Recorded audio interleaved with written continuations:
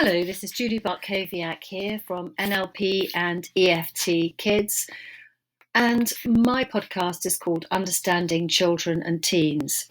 The excerpts that I'm sharing with you are mostly from my books, and the one today is from Be a Happier Parent with NLP.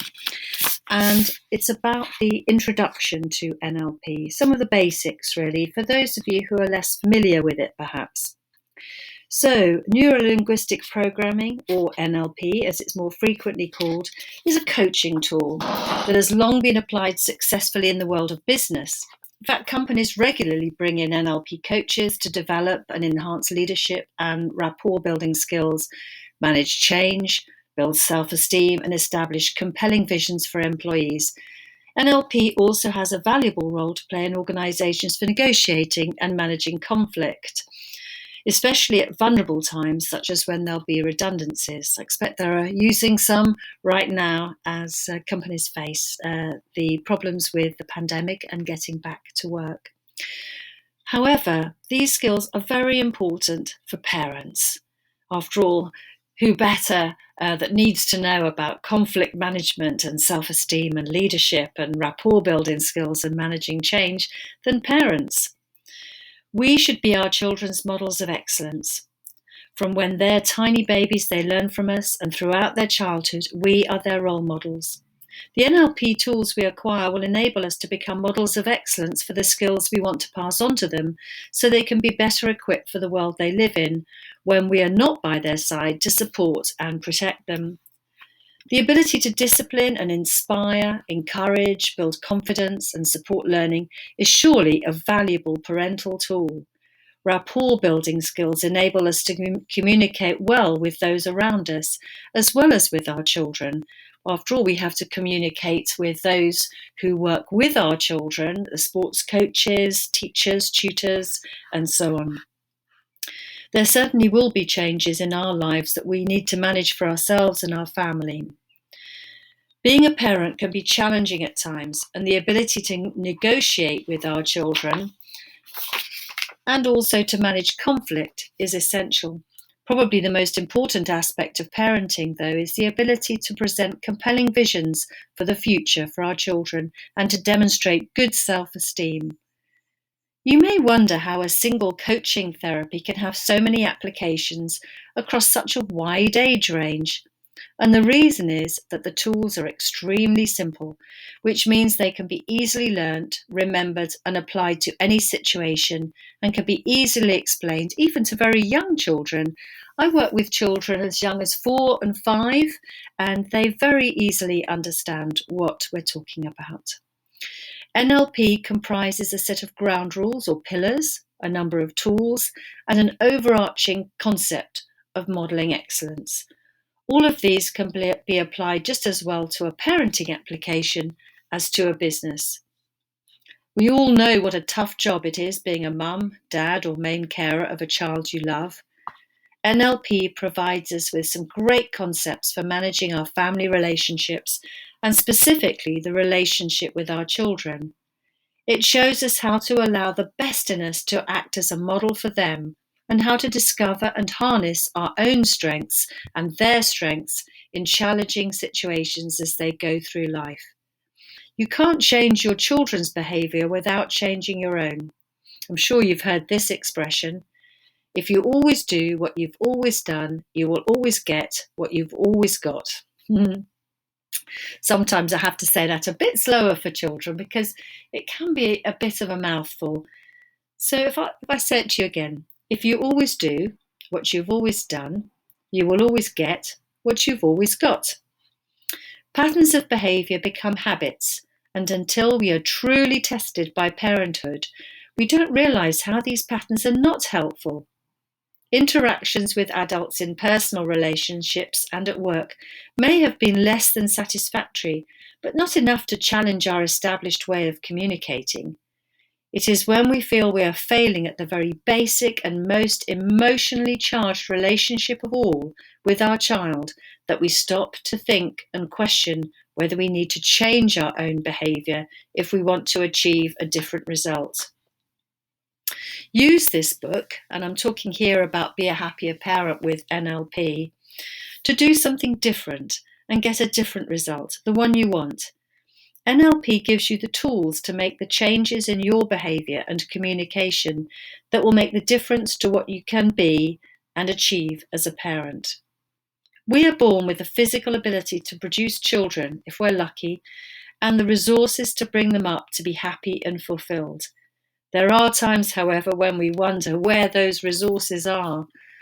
Whether you are a parent, grandparent, or carer, teacher, nurse, or other health professional, children are an important part of our lives. We each have gifts to pass on to them, and they have gifts to share with us. Children are not the enemy to be quashed and controlled, taught and moulded. They are the pioneers of tomorrow. One of the guiding principles of NLP is that everything is possible and that we can achieve whatever we focus on by drawing on our own skills, because we already have all the resources we need. We can also draw on the resources of those around us. NLP assumes we can change what we do and how we think to get a different result. Fundamental to NLP is modelling, and this is covered in a chapter in the book. But what it means is that if somebody else can do something, then you can too. What you need to do is to copy or model the quality or skill you need where you see it demonstrated in someone. This also means that you are a model for others who want something that you have that's attractive to them. Your children are born wanting your approval, wanting to model you, and this book will show you how to make the most of this. So let me just tell you a little bit more about NLP. Let's take a look at how NLP developed from its origins through to the latest developments in NLP thinking and how it is used today in schools and with children all over the world. Origins. Richard Bandler and John Grinder developed NLP in the USA during the 1970s. They were inspired by Virginia Satir, a key figure in the development of family therapy in the 1950s and 60s. I'm a big fan of hers. I've got a couple of her books and I often refer to them. Satir was the first therapist to identify the idea that a problem itself is not the problem, but the way in which we cope with it. This remains a core tenet of NLP. Another influential therapist was Frank Perls, who founded Gestalt theory. Perls talked about aiming for excellence to reach our goals. This formed the basis of the modelling process for which NLP is best known. He famously said, "What is, and recommended us to become aware of what we're doing, how we're doing it, and how we can change ourselves, and at the same time to learn to accept and value ourselves in the moment." Satir advised against using words like should and ought because they limit our possibilities. She recommended we focus on our own personal goals rather than get bogged down on what we believe is expected of us by parents, peers, and even our children. By being so-called internally referenced, we give ourselves permission to live our lives by our own measures rather than other people's expectations. Goodness, I wish I'd known that when I was younger. Gestalt brings the concept of frame of reference to NLP. We are what we bring to parenting from our past experiences, the beliefs we hold and things we've been told that limit our self-esteem or ability to achieve our goals. We can choose to let these limit us or not. Choice is fundamental to NLP, and we each have the power of choice. Choice gives us the power we need to reject old, long-held beliefs. The third main influence on NLP was Milton Erickson. His biggest contribution to NLP was his work on language patterns in the area of communication and rapport. He's also responsible for the idea that we already have the resources we need and that all behaviour has a positive intention. Erickson emphasised the need to understand the other person's map of the world and acknowledge that any conflict was a result of poor rapport. Today, NLP is used in teaching, medicine, business, and of course in the home within families. It is a bundle of complementary ideas that promise positive change for you and your children. Taking the N, the L, and the P, Neuro is all about our beliefs, our values, our memories, our attitudes, everything that lives really, I suppose, in our head. The linguistic bit is what you say, how you say it, the tone, and also, of course, our nonverbal communication.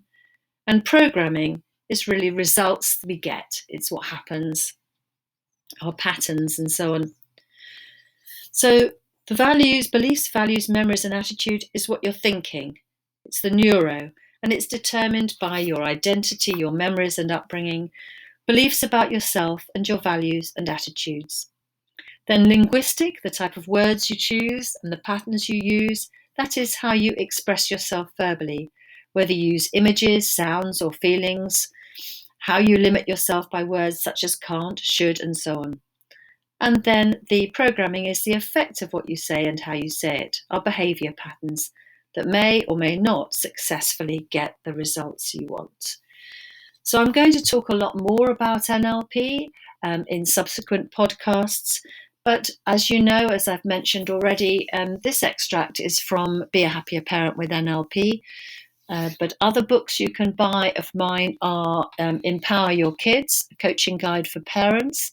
Also, Understanding Children and Teens, a coaching guide for parents, teachers, and coaches. And also, of course, the NLP workbook and the Secrets of Success of NLP, the 50 chapters with different NLP examples from the worlds of sport, relationships, family, work, and so on. So I'll leave you with that, and I hope you enjoy my other podcast episodes. Bye.